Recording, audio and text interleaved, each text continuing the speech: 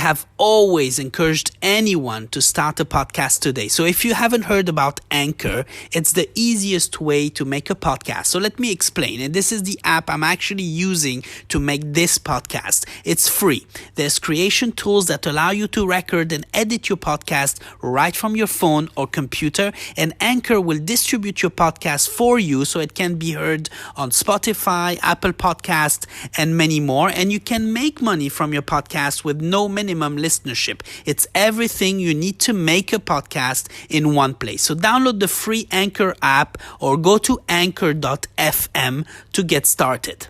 Starting your journey to financial freedom. Now. You're listening to the New Investor Podcast.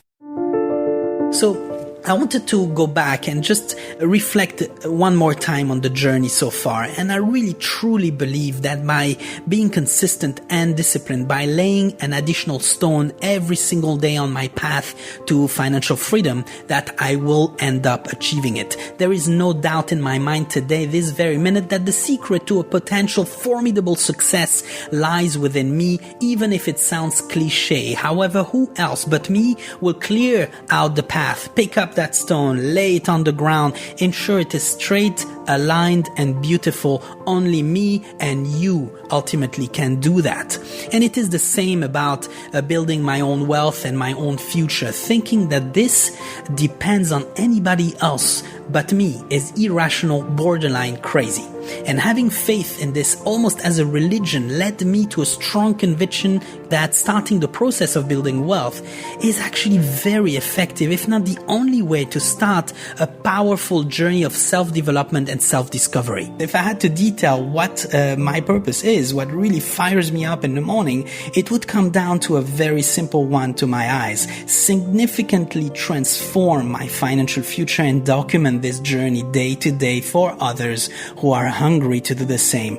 This might seem like a grand objective. It may seem like it is easier said than done, but I am convinced that the more grand your goals are, the more chances you have to reach them, because you have to stretch yourself. And I did not used to believe it, in general, that things like that were possible until I have seen it happen. Just refer back to 25, 30, or even 45 episodes down the line.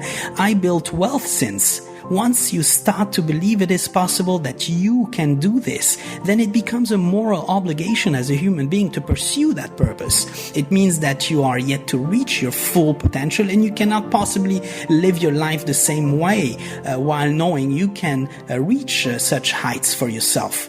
There are plenty of motivational videos out there. You can sit and listen to them if that actually makes you feel better. But the exceptional people delivering their messages to you are admirable for sure, but they will be unable to help you in a practical way or tell you a step-by-step process to achieve your dreams. I firmly believe that building wealth is a practical way into personal development. There is another side to this that goes beyond money. The concept of building wealth entails that you have managed to radically change your lifestyle, reduced your debt, saved and invested those savings. There are tangible milestones which are a very solid start to your transformation, I believe. I can tell you all day that you must believe in yourself, that you can do it, that you should rise like a champion. Not practical, really.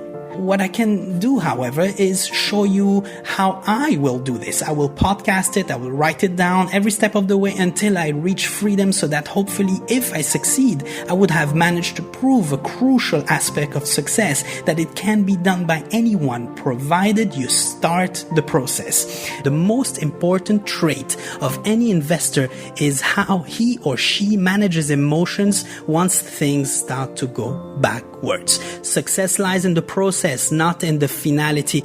In our intent as young investors to build solid foundations towards financial success and freedom, we are to look into all possible ways to open new streams of income, as we have already substantially covered in the past days. Now, as already detailed, there are different income streams you can work on developing practically immediately, from interest loans to individuals or companies in the form of bonds, dividends from investments, or partnership, capital gains from a sale of an investment, royalties from the sale of a product or license, rental income from real estate, or income from your business, ideally passive, of course. Now, here is where I stand. I am detailing here the foundations I have already put in place on which I will need to work very hard to grow, but I believe it is important to start on them even if you are at a skeleton level. I would like for all to understand that even if your holdings are going through rough patches, which are totally normal on the stock market, they will recover and recover stronger over time, provided of course you chose the right companies. The only tangible variable here is your choice of companies that could determine the fate of your investments, and that is on top of your intangibles such as attitude, mindset, emotional intelligence, etc. towards your investing strategy. A very close friend of mine asked me yesterday a very important question, I believe. He said, "What made you change so radically? I remember very clearly your definition of success at the time, climbing the corporate ladder, saving your way to freedom. I remember you loved spending money. Suddenly you invest. What happened?" And that stunned me a little, as it is the first time I was really asked. I never told anyone of my podcast and book project until very recently. So sometimes the obvious does not immediately strike you deep down your soul. The obvious usually makes you rethink or formulate a new dream or more thoughts. However, what was obvious to me once I had reached my career objectives and realized that it actually didn't make me happier. I was unfulfilled even if I had reached the position of general manager of a 5-star resort in an international hotel group.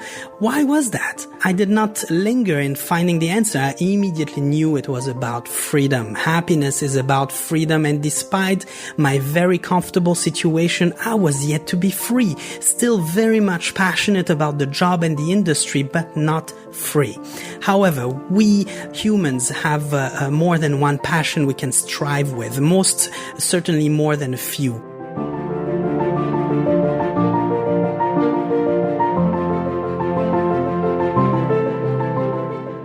Thank you for listening to the podcast, and I really hope that it brings you some additional support on your own journey towards financial freedom.